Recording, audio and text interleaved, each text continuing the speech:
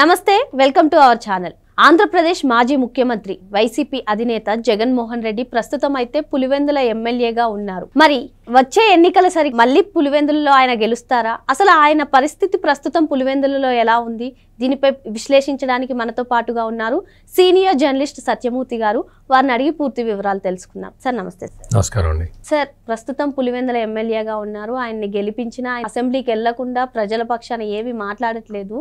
మరి మనం మొన్న చూసుకున్నట్లయితే నీటి సంఘాల ఎలక్షన్స్ అప్పుడు కూడా మొత్తం ఏకగ్రీవంగా టీడీపీకే వచ్చాయని మనం చెప్పవచ్చు. మరి ప్రస్తుతం పులివెందులలో జగన్ పరిస్థితి ఎలా ఉంది?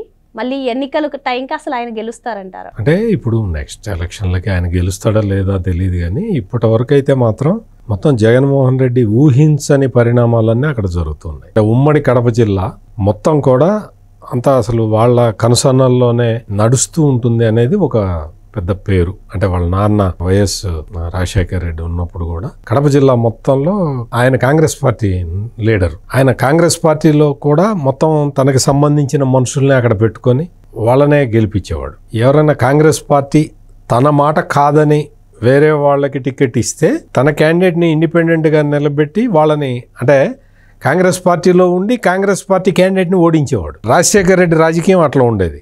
ఇప్పుడు జగన్మోహన్ రెడ్డి వచ్చిన తర్వాత ఆ మొత్తం ఆ కడప కోటలో వెళ్ళి కూర్చున్నాడు. అక్కడ ఉన్న వైఎస్ వివేకానంద రెడ్డి వీళ్ళందరినీ పక్కకు పంపించేశారు. ఇప్పుడు మొత్తం ఉమ్మడి కడప జిల్లాలో మొత్తం రాజ్యం నడుపుతున్నది ఎవరు అంటే ఇప్పుడు కాదు, 5 సంవత్సరాల కాలంలో రాజ్యాన్ని నడిపింది అవినాష్ రెడ్డి. ఇప్పుడు కడప ఎంపీగా ఉన్నాడు. అతను రాజశేఖర రెడ్డికి తమ్ముడు వరుస అవుతాడు. ఇక్కడ మొత్తం 2 దాయాదుల కుటుంబాల మధ్య బాగా తగాదా పోరు బాగా ఉండేది. రాజశేఖర రెడ్డి బతికున్నంత కాలం ఈ అవినాష్ రెడ్డి కుటుంబాన్ని, అవినాష్ రెడ్డి తండ్రి భాస్కర్ రెడ్డి వీళ్ళందరూ కజిన్ బ్రదర్స్ అనమాట. రాజశేఖర రెడ్డి వీళ్ళందరూ వాళ్ళని రానివ్వకుండా ఆపేవాడు. రాజశేఖర రెడ్డి ఆపేవాడు. రాజశేఖర రెడ్డి తర్వాత వివేకానంద రెడ్డి ఆ పాత్ర పోషించాడు. అందుకనే వివేకానంద రెడ్డిని అడ్డు తప్పించారని అంటుంటారు. అది చాలా సిబిఐ కేసులో కూడా చాలా వరకు ప్రూవ్ అయింది. ఈ భాస్కర్ రెడ్డి ఏమో గత కొద్ది కాలంగా జైల్లో ఉన్నాడు. తర్వాత బెయిల్ వచ్చింది. ఆ కేసుల్లో చాలా రకరకాలుగా అతను ఇబ్బంది పడుతూ ఉన్నాడు. మొత్తం బాధ్యత అంతా కూడా అవినాష్ రెడ్డి మీద పడ్డది.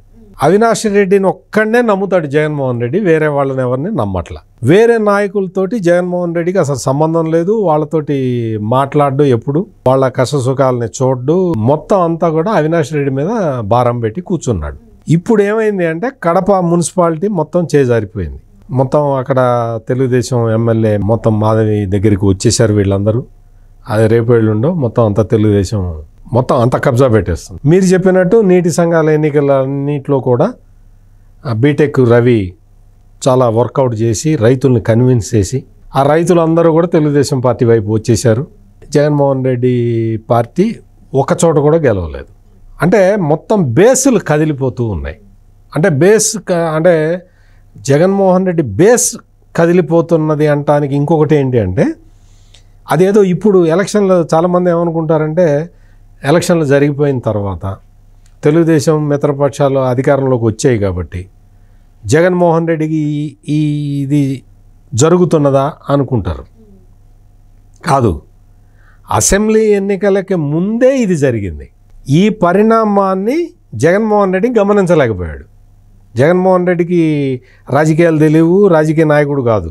అతను ఏదో ప్రైవేట్ లిమిటెడ్ కంపెనీ నడుపుకుంటూ ఉంటాడు కాబట్టి ఓ పార్టీని కూడా ప్రైవేట్ లిమిటెడ్ కంపెనీ లాగా నడుపుకుంటూ ఉంటాడు.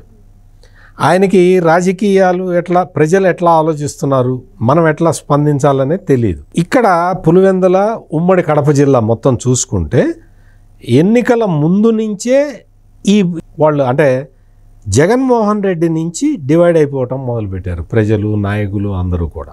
మామూలుగా ఏ ఎన్నికైనా సరే పులివెందుల నియోజకవర్గంలో దాదాపుగా ఒక 30 నుంచి 40% పోలింగ్ బూతుల్లో తెలుగుదేశం వాళ్ళని క్యాండిడేట్లనే పెట్టేది కాదు.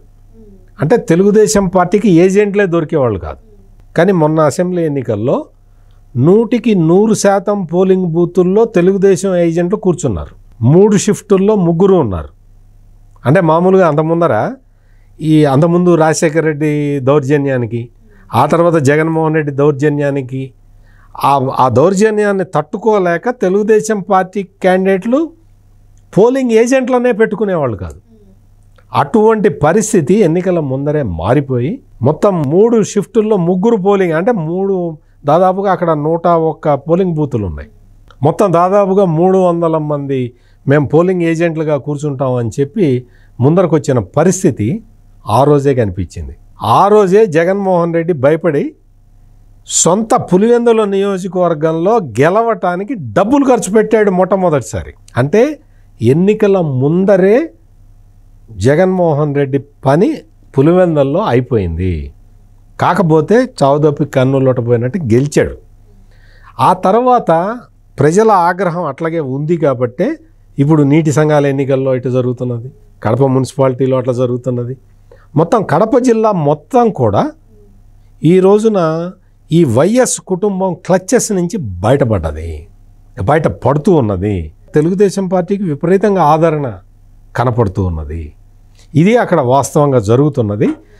ఇది ఈ తెలుగుదేశం కూడా దీన్ని స్ట్రెంగ్తన్ చేసుకుంటూ పోతే ఇంకా ఇప్పటికీ చాలా తెలుగుదేశం పార్టీలో బలమైన నాయకులు, బీటెక్ రవి, మాధవి లాంటి బలమైన నాయకులు ఇంకా వస్తూ ఉన్నారు.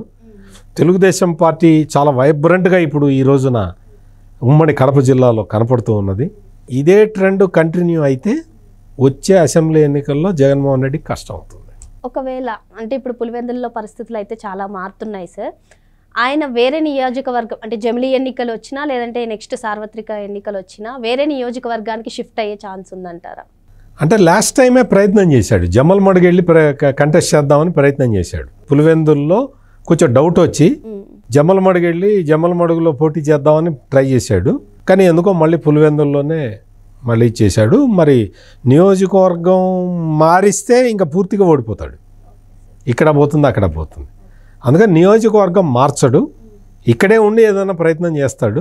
2 నియోజకవర్గాల నుంచి పోటీ చేయొచ్చు. అది కూడా ఎన్నికల ముందర జరిగింది. కానీ బట్ జగన్మోహన్ రెడ్డికి అన్ని తెలివితేటలు లేవు, అత చేయడు. ఇదండి ప్రస్తుతం పులివెందుల్లో జగన్మోహన్ రెడ్డికి ఉన్న ఆదరణ. ఈ రోజు ఈ అంశంపై చర్చించాం. మరో రోజు మరో అంశంతో వచ్చేద్దాం. నమస్తే. Thank you sir. నమస్కారం అండి.